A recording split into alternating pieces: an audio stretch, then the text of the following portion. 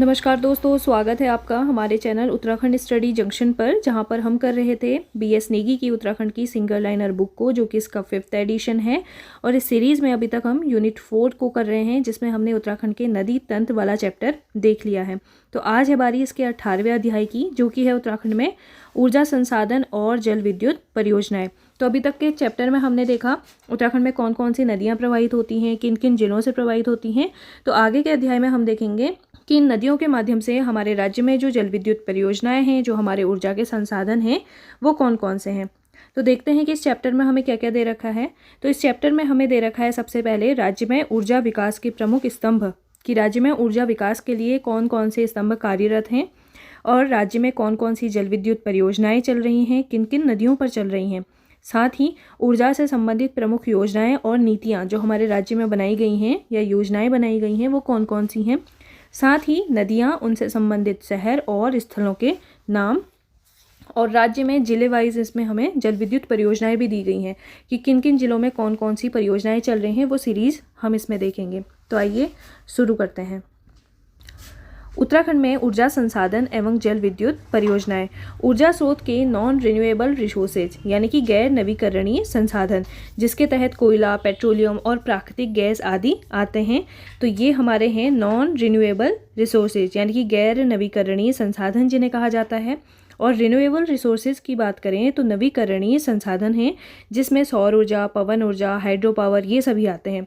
तो हम जल विद्युत परियोजनाओं की बात करें तो ये आता है हमारे नवीकरणीय संसाधन के अंतर्गत, जो ऊर्जा स्रोत के नवीकरणीय संसाधन हैं। उत्तराखंड के अधिकांश क्षेत्र में छोटी बड़ी नदियां हैं, अतः यहाँ हाइड्रो पावर या जल विद्युत की व्यापक संभावनाएं हैं। यहाँ पर कई सारी नदियाँ बहती हैं, हमने अभी देखा। तो उन नदियों के माध्यम से हमने यहाँ पर कई सारी जल विद्युत परियोजनाओं को चला रखा है और इनकी काफ़ी संभावना भी है आगे। और राज्य में केंद्र या किसी अन्य राज्य द्वारा विकसित परियोजना से राज्य को रॉयल्टी के रूप में 12% बिजली निःशुल्क मिलती है।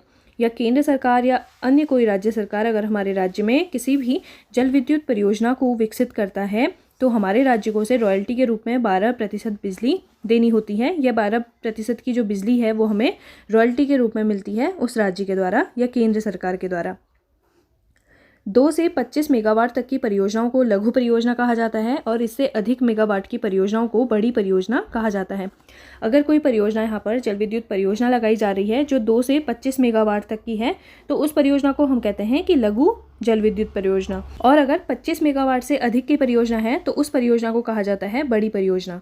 29 जनवरी 2008 को राज्य में नवीकरणीय ऊर्जा नीति की घोषणा की गई थी, जिसके तहत 25 मेगावाट तक की परियोजनाओं को निजी सामुदायिक भागीदारी के माध्यम से विकसित किए जाने हेतु अनुमति दी गई थी। यानी कि 29 जनवरी 2008 को क्या हुआ कि राज्य में नवीकरणीय ऊर्जा नीति की घोषणा हुई, जिसके तहत क्या हुआ कि 2 से लेकर के 25 मेगावाट तक की जितनी भी परियोजनाएं होंगी, यानी कि जो लघु परियोजनाएं होंगी, उसे पीपीपी मॉडल होता है निजी और सामुदायिक भागीदारी के माध्यम से विकसित किया जा सकता है। 31 जनवरी 2015 को लघु जल विद्युत परियोजना नीति 2015 लागू की गई थी। कब? 31 जनवरी 2015 को लघु जल विद्युत नीति आई 2015 में, जो नवीकरणीय ऊर्जा नीति 2008 को प्रतिस्थापित करती है।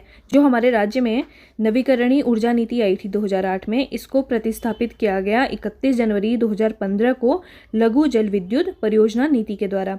और चीड़ के पत्तों से बिजली बनाने के लिए अगस्त 2018 में राज्य सरकार ने पिरूल नीति बनाई। तो पिरूल नीति आई थी राज्य में 2018 में, जिसके तहत जो चीड़ के पत्ते हैं इनसे बिजली बनाने के लिए नीति बनाई गई थी। और वर्तमान में राज्य में जल विद्युत परियोजनाओं में जो सुरंग प्रणाली का प्रयोग होता है उसे रन ऑफ द रिवर तकनीक कहा जाता है। और राज्य की जल विद्युत परियोजनाओं में सुरंग प्रणाली का प्रयोग किया जाता है, जिसे नाम दिया गया है रन ऑफ द रिवर तकनीक। और अब देखते हैं राज्य में ऊर्जा विकास के प्रमुख स्तंभ को। तो ऊर्जा विकास के प्रमुख स्तंभ के रूप में यहाँ पर है उत्तराखंड जल विद्युत निगम लिमिटेड, जिसे हम कहते हैं UJVNL, उत्तराखंड जल विद्युत निगम लिमिटेड। और दूसरा है PTCUL, power transmission corporation of Uttarakhand limited, जिसे PTCUL कहा जाता है। तीसरा है उत्तराखंड पावर कॉरपोरेशन लिमिटेड, जिसे हम UPCL कहते हैं। और चौथा है उत्तराखंड विद्युत नियामक आयोग, उत्तराखंड इलेक्ट्रिसिटी रेगुलेटरी कमीशन। और पांचवा है उत्तराखंड सिंचाई विभाग। और छठा है उत्तराखंड अक्षय ऊर्जा विकास एजेंसी, जिसे उरेडा के नाम से जाना जाता है। Uttarakhand renewable energy development agency कहा जाता है। तो राज्य में अगर हम ऊर्जा विकास के प्रमुख स्तंभों की बात करें तो कौन कौन से हैं? एक है हमारा उत्तराखंड जल विद्युत निगम लिमिटेड, दूसरा है power transmission corporation of Uttarakhand limited, तीसरा है उत्तराखंड पावर कॉरपोरेशन लिमिटेड, चौथा है उत्तराखंड विद्युत नियामक आयोग, पांचवा है हमारा उत्तराखंड का सिंचाई विभाग और छठा है हमारा उरेडा यानी कि उत्तराखंड अक्षय ऊर्जा विकास एजेंसी। उत्तराखंड जल विद्युत निगम लिमिटेड और Uttarakhand power transmission corporation limited तथा उत्तराखंड पावर कॉरपोरेशन लिमिटेड, तीन अंग जो हैं ये सरकारी क्षेत्र की कंपनियों के रूप में कार्यरत हैं। कौन कौन से? पहला है हमारा उत्तराखंड जल विद्युत निगम लिमिटेड और दूसरा है Uttarakhand power transmission corporation limited और तीसरा है उत्तराखंड पावर कॉरपोरेशन लिमिटेड। ये जो तीन हमारे अंग हैं ये सरकारी क्षेत्र में की कंपनियों के रूप में कार्य करते हैं उत्तराखंड राज्य में। अब देखते हैं उत्तराखंड जल विद्युत निगम लिमिटेड को, जिसे हम UJVNL भी कहते हैं। तो उत्तराखंड जल विद्युत निगम लिमिटेड की स्थापना हुई है 12 फरवरी 2001 को और इसका नाम 2 जुलाई 2007 को उत्तराखंड जल विद्युत निगम लिमिटेड रखा गया था और इसका मुख्यालय उज्ज्वल नाम से देहरादून में स्थित है। तो उत्तराखंड जल विद्युत निगम लिमिटेड की स्थापना होती है 12 फरवरी 2001 को और इसका नाम रखा जाता है 2 जुलाई 2007 को और उज्ज्वल नाम से इसका मुख्यालय देहरादून में स्थित है।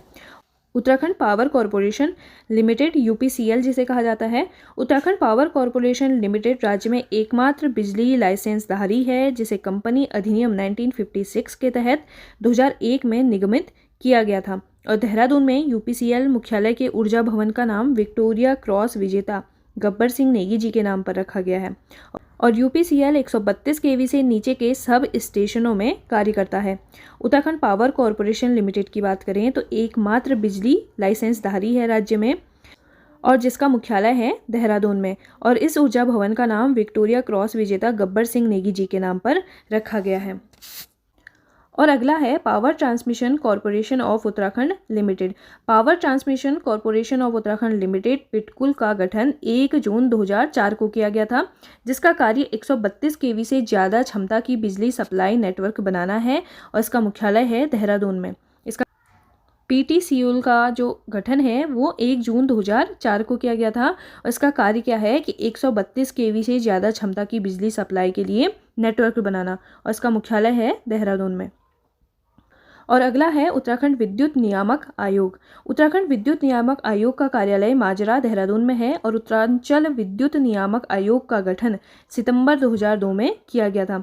जो उत्तरांचल विद्युत नियामक आयोग है ना या उत्तराखंड विद्युत नियामक आयोग है, इसका गठन किया गया था सितंबर 2002 में और बाद में यह उत्तराखंड विद्युत नियामक आयोग के नाम से जाना गया जो विद्युत अधिनियम 2003 के तहत कार्य करता है। तो उत्तराखंड विद्युत नियामक आयोग का गठन किया गया सितंबर 2002 में और इसका मुख्यालय कहाँ पर है? माजरा देहरादून में है। उत्तराखंड जल संस्थान। उत्तराखंड जल संस्थान की स्थापना की गई 26 अगस्त 2002 को और इसका प्रधान कार्यालय कहाँ पर है? देहरादून में है। तो उत्तराखंड जल संस्थान की स्थापना हुई है 26 अगस्त 2002 में और इसका प्रधान कार्यालय है देहरादून में। आगे देखते हैं हम उरेडा को, यानी कि Uttarakhand renewable energy development agency, UREDA जिसे कहा जाता है। इसकी स्थापना हुई है जुलाई 2001 में और इसका मुख्यालय है देहरादून के पटेल नगर में। तो इसका मुख्यालय कहाँ पर है? देहरादून के पटेल नगर में है। उरेडा 1 या 2 मेगावाट जल विद्युत परियोजनाओं तक निर्माण कार्य एवं घराटों को अपग्रेड करने का काम करता है। 1 से 2 मेगावाट की जितनी भी जल विद्युत परियोजनाएं हैं इनके निर्माण कार्य में और जो हमारे घराटे हैं इनको अपग्रेड करने का काम करता है उरेडा। उरेडा स्ट्रीट लाइट और सोलर लालटेन को दूर दराज के गांवों में पहुंचाने का काम करती है।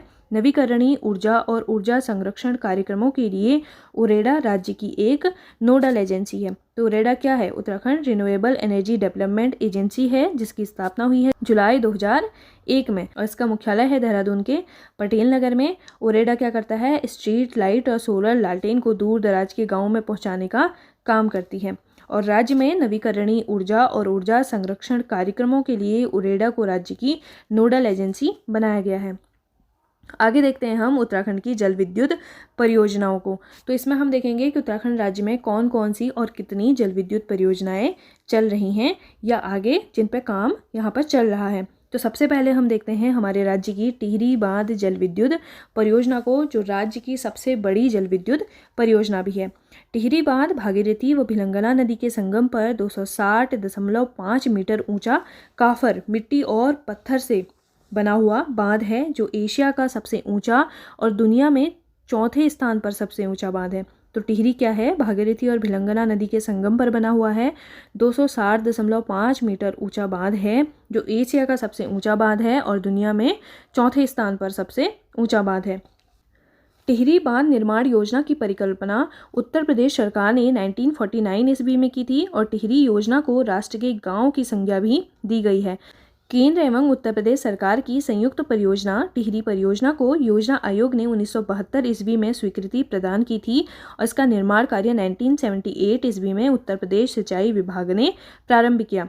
अगर परिकल्पना की बात करें टिहरी बांध की, तो 1949 में उत्तर प्रदेश सरकार ने की थी। इसे राष्ट्र के गांव की संज्ञा दी गई थी और केंद्र और उत्तर प्रदेश की सरकार की एक संयुक्त परियोजना थी, जिसे योजना आयोग ने 1972 में स्वीकृति प्रदान की थी और इसका निर्माण कार्य चला था 1978 से, और इसके निर्माण कार्य को प्रारंभ किया था उत्तर प्रदेश के सिंचाई विभाग ने। टिहरी परियोजना शुरुआत में 600 मेगावाट की थी, लेकिन 1986 में रूस के साथ समझौता होने के बाद 2400 मेगावाट की बनी। शुरुआत में टिहरी परियोजना की बात करें, जो उत्तर प्रदेश सरकार और केंद्र सरकार के द्वारा चलाई गई थी, ये सिर्फ 600 मेगावाट की परियोजना थी। लेकिन 1986 में रूस के साथ हमारा समझौता होता है, जिसके बाद रूस के जो हमारे राष्ट्रपति हैं मिखाइल गोर्बाचोव, ये भारत आते हैं और 1986 में इस परियोजना में अपना फंड देते हैं, जिसके बाद इस योजना को यानी कि इस परियोजना को 2400 मेगावाट की परियोजना बनाया गया। Tehri hydro development corporation THDC जिसे कहा जाता है, इसकी स्थापना हुई है 12 जुलाई 1988 में। टिहरी हाइड्रो डेवलपमेंट कॉरपोरेशन जिसकी स्थापना हुई 12 जुलाई 1988 में, जिसे फरवरी 1989 को टिहरी परियोजना का कार्यभार दिया गया। इसके बाद टिहरी हाइड्रो डेवलपमेंट कॉरपोरेशन की स्थापना की जाती है 12 जुलाई 1988 को, जिसे 1989 से टिहरी परियोजना का कार्यभार सौंपा जाता है। टिहरी बांध परियोजना 3 भागों में विभक्त है, जिसमें 1000 मेगावाट की टिहरी बांध जल विद्युत परियोजना है और 1000 मेगावाट की टिहरी पंप स्टोरेज परियोजना है और 400 मेगावाट का कोटेश्वर बांध है। जो 400 मेगावाट का कोटेश्वर बांध है, ये भागीरथी नदी पर बना हुआ है। तो कोटेश्वर बांध बनाया हमारा भागीरथी नदी पर, और जो 1000 मेगावाट का टिहरी बांध जल विद्युत परियोजना है और दूसरा 1000 मेगावाट का टिहरी पंप स्टोरेज परियोजना है, ये टिहरी और भिलंगना के संगम पर है। टिहरी बांध का जलाशय है 42 वर्ग किलोमीटर में फैला हुआ है, यानी कि जो टिहरी बांध का जलाशय है वो 42 वर्ग किलोमीटर में फैला है और इस जलाशय का आधिकारिक नाम है स्वामी राम तीर्थ सागर और इसका स्थानीय नाम है सुमन सागर। तो टिहरी बांध का आधिकारिक नाम क्या है? स्वामी राम तीर्थ सागर है और इसका स्थानीय नाम क्या है? सुमन सागर है। टिहरी बांध की जल धारण करने की क्षमता 354 करोड़ घन मीटर है। जो जल धारण क्षमता है टिहरी बांध की वो है 354 करोड़ घन मीटर, जबकि प्रयोग कितना किया जाता है इसका? 261 करोड़ घन मीटर जल का प्रयोग इस टिहरी बांध में किया जा रहा है। टिहरी बांध के प्रथम चरण में 1000 मेगावाट का शुभारंभ किया 30 जुलाई 2006 को। टिहरी बांध के प्रथम चरण यानी कि 1000 मेगावाट का शुभारंभ किया गया 30 जुलाई 2006 को और टिहरी बांध से राज्य को रॉयल्टी के रूप में 12% बिजली मुफ्त में मिलती है। टिहरी एक क्या है? केंद्र सरकार और उत्तर प्रदेश सरकार की परियोजना है और टिहरी बांध से जो राज्य को रॉयल्टी के रूप में 12% की बिजली मुफ्त में मिलती है। और टिहरी बांध का जो डिज़ाइन है वो जेम्स ब्रून के द्वारा बनाया गया था। टिहरी बांध का डिज़ाइन बनाया गया था जेम्स ब्रून के द्वारा। और राज्य की सबसे बड़ी जल विद्युत परियोजना टिहरी बांध परियोजना है। और राज्य की अगर सबसे बड़ी जल विद्युत परियोजना की बात करें तो वो है टिहरी बांध परियोजना। टिहरी बांध के विरोध में सर्वप्रथम आवाज़ राजमाता कमलेंदुमती शाह ने उठाई थी। जब टिहरी बांध यहाँ पर बन रहा था तो टिहरी बांध के विरोध में भी यहाँ पर लोग थे, क्योंकि टिहरी बांध क्या है कि एक बहुत बड़ा जल धारण क्षमता वाला बांध है और अगर ये बांध कभी गलती से टूट गया या यहाँ पर कोई भूकंप वगैरह आ गया तो यहाँ पर बहुत ज़्यादा जनधन की हानि हो जाएगी। तो इस वजह से जो लोग हैं वो टिहरी बांध का विरोध कर रहे थे और इस विरोध में जो सर्वप्रथम आवाज़ है वो राजमाता कमलेंदुमती शाह ने उठाई थी। 1978 ईस्वी में टिहरी बांध विरोधी समिति बनाई गई थी और इसके अध्यक्ष बनाए गए थे विद्यासागर नौटियाल जी। तो यहाँ पर टिहरी बांध विरोधी समिति बनती है 1978 में, और उसके अध्यक्ष बनाए जाते हैं विद्यासागर नौटियाल जी। और 1979 में वीरेंद्र सकलानी ने बांध विरोध में सुप्रीम कोर्ट में याचिका भी डाली थी कि इस बांध के विरोध के लिए सुप्रीम कोर्ट में याचिका डाली गई थी। और 1991 में बांध विरोधी समिति का नेतृत्व किया था सुंदरलाल बहुगुणा ने।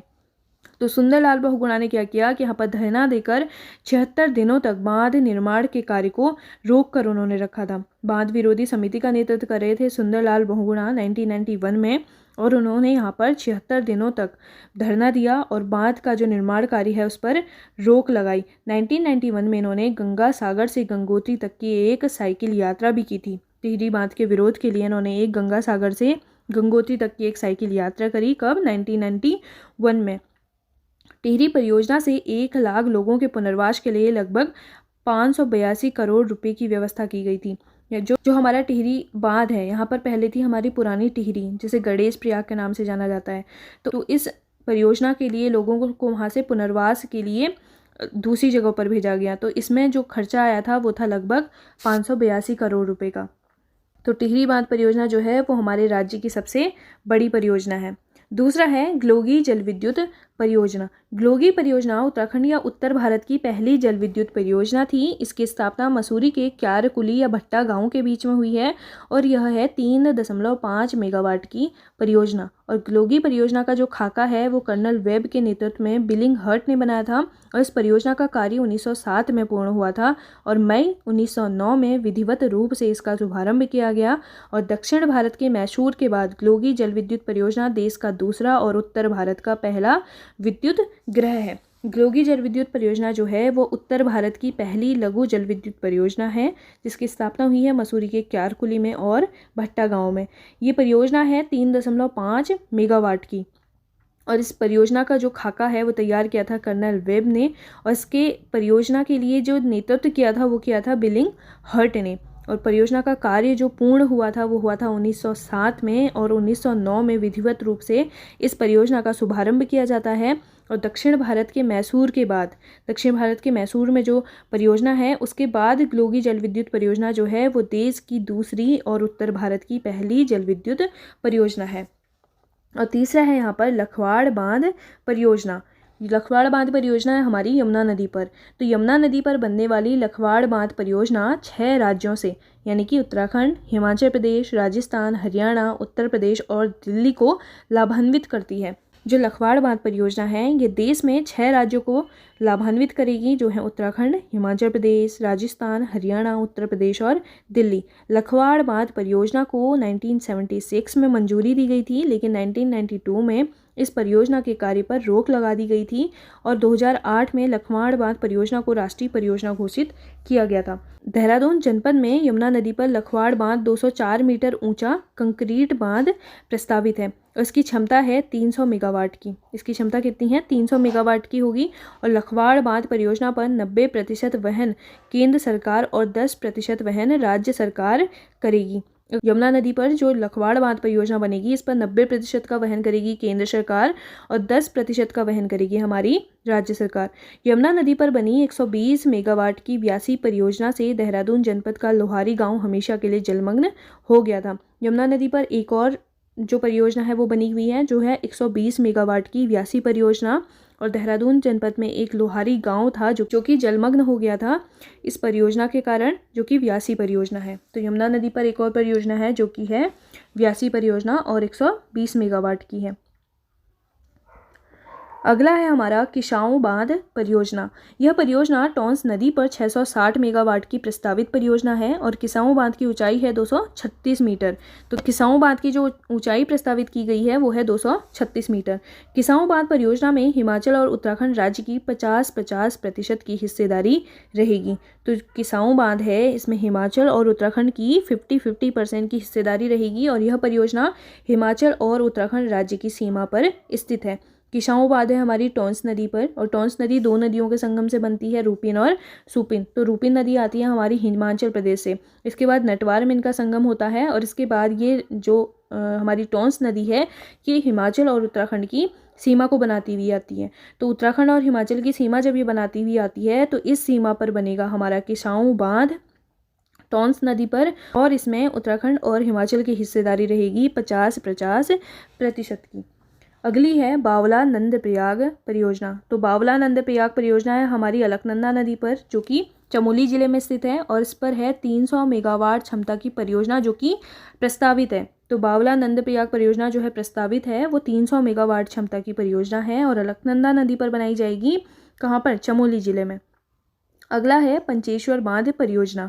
पंचेश्वर बांध परियोजना के लिए भारत और नेपाल सरकार के बीच में 1996 में संधि हुई थी, जिसके अनुसार महाकाली नदी जो शारदा नदी है इस पर बांध बनाया जाएगा, और पंचेश्वर बांध के तहत चंपावत, पिथौरागढ़ और नेपाल का कुछ हिस्सा आता है। पंचेश्वर बांध कहाँ पर बनेगा? हमारे काली नदी पर बनेगा, जो कि हमारी शारदा नदी के नाम से भी जानी जाती है। और इस पर भारत और नेपाल सरकार के बीच में 1996 में एक संधि हुई थी, जिसके तहत क्या होगा कि पंचेश्वर बांध के तहत चंपावत, पिथौरागढ़ और नेपाल के कुछ हिस्से में क्या बनाया जाएगा? बांध बनाया जाएगा, जो कि प्रस्तावित है 315 मीटर ऊंचा। और बांध की ऊंचाई कितनी प्रस्तावित है? 315 मीटर की।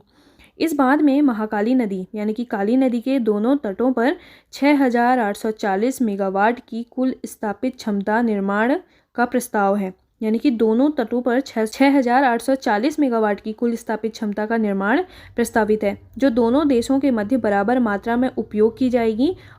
और इस बात की जो अनुमानित लागत है वो लगभग 40,000 करोड़ रुपए है, और 2026 तक इस बांध परियोजना का पूर्ण होना संभावित है। तो संभावित कर रखा है 2026 तक पूर्ण होना, और इस बांध की जो अनुमानित लागत है वो है लगभग 40,000 करोड़ रुपए की। तो पंचेश्वर बांध बनेगा हमारा चंपावत, पिथौरागढ़ और नेपाल के कुछ हिस्से के बीच में, और यहाँ पर जो है ये नेपाल और उत्तराखंड के बीच में जो परियोजना है वो एक संधि के तहत बनाई जा रही है।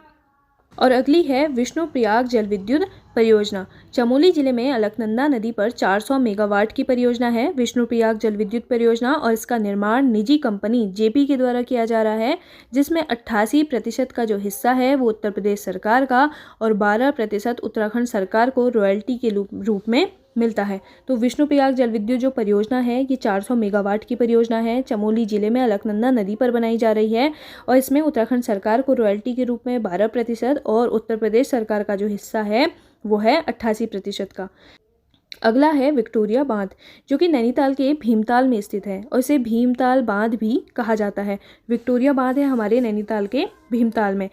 1882 में हेनरी एसस द्वारा इसे डिज़ाइन किया गया था। जो भीमताल बांध है या विक्टोरिया बांध है ये नैनीताल जिले में स्थित है, और 1882 में इसे हेनरी एसस के द्वारा डिज़ाइन किया गया था। अगला है टनकपुर परियोजना, जो कि चंपावत जनपद में शारदा नदी पर 1993 में बनी थी। तो टनकपुर परियोजना है हमारी चंपावत जनपद में, जो कि शारदा नदी पर बनी थी 1993 में, और 120 मेगावाट की परियोजना है। टनकपुर परियोजना चंपावत में है, शारदा नदी पर, और 120 मेगावाट की परियोजना है। और अगला है छतरा बांध, जो कि राज्य में टॉन्स नदी पर बना हुआ है। छतरा बांध बना है हमारे राज्य में टॉन्स नदी पर। भालू बांध, जो कि अल्मोड़ा के रानीखेत में स्थित है। भालू बांध है हमारे अल्मोड़ा के रानीखेत में। कालागढ़ बांध, जो कि रामगंगा नदी पर पौड़ी में है, उसकी ऊंचाई है 128 मीटर की। कालागढ़ बांध है हमारे पश्चिमी रामगंगा नदी पर पौड़ी जिले में, और उसकी ऊंचाई कितनी है? 128 मीटर है। अगला है सप्तेश्वर जल विद्युत परियोजना। तो सप्तेश्वर जल विद्युत परियोजना हमारी शारदा नदी पर, जिसे हम काली नदी भी कहते हैं। गौरी डैम है चंपावत में। चीला परियोजना, जो कि पौड़ी में 144 मेगावाट की परियोजना है, इसे चीला नदी यानी कि जो गंगा की सहायक नदी है इस पर बनाया गया है। चीला परियोजना को बनाया गया है गंगा की सहायक नदी चीला पर। नानक सागर, जो कि उधमसिंह नगर में स्थित है। नानक मत्ता सागर बांध जो है ये उधमसिंह नगर जिले में स्थित है, उधमसिंह नगर और नैनीताल की सीमा पर। अगला है जमरानी बांध। इसका शिलान्यास किया गया नारायण दत्त तिवारी के द्वारा 1976 में, जो नैनीताल के हल्द्वानी में गौला नदी पर प्रस्तावित योजना है। नैनीताल के हल्द्वानी में गौला नदी पर प्रस्तावित योजना है जमरानी बांध। घाट पेयजल योजना सरयू नदी पर है। घाट पेयजल योजना बनी है सरयू नदी पर, जो कि बागेश्वर के सरमूर सेनी से निकलती है और काली नदी में समाहित हो जाती है। मनेरी भाली द्वितीय परियोजना। मनेरी भाली द्वितीय परियोजना राज्य सेक्टर की सबसे बड़ी परियोजना है जो कि 304 मेगावाट की है, जिसमें 2008 से उत्पादन कार्य प्रारंभ हुआ था। अगर राज्य सेक्टर की बात करें तो सबसे बड़ी परियोजना राज्य सेक्टर की है मनेरी भाली द्वितीय परियोजना जो कि 304 मेगावाट की है और 2008 से इस परियोजना पर उत्पादन का कार्य प्रारंभ हुआ है। और इसके आगे हैं ऊर्जा से संबंधित प्रमुख योजनाएं और नीतियां। इसमें हम देखेंगे कि ऊर्जा से संबंधित कौन कौन सी नीतियां और योजनाएं राज्य में चलाई जा रही हैं, और साथ ही हम देखेंगे कि नदी तट बसे हुए हमारे वो शहर या वो स्थल जो काफ़ी प्रसिद्ध हैं। साथ ही हम जिले वाइज जो हमारे राज्य में जल विद्युत परियोजनाएँ चल रही हैं उन्हें भी एक बार विस्तार पूर्वक देखेंगे। तो इसे देखेंगे हम वीडियो के अगले भाग के साथ।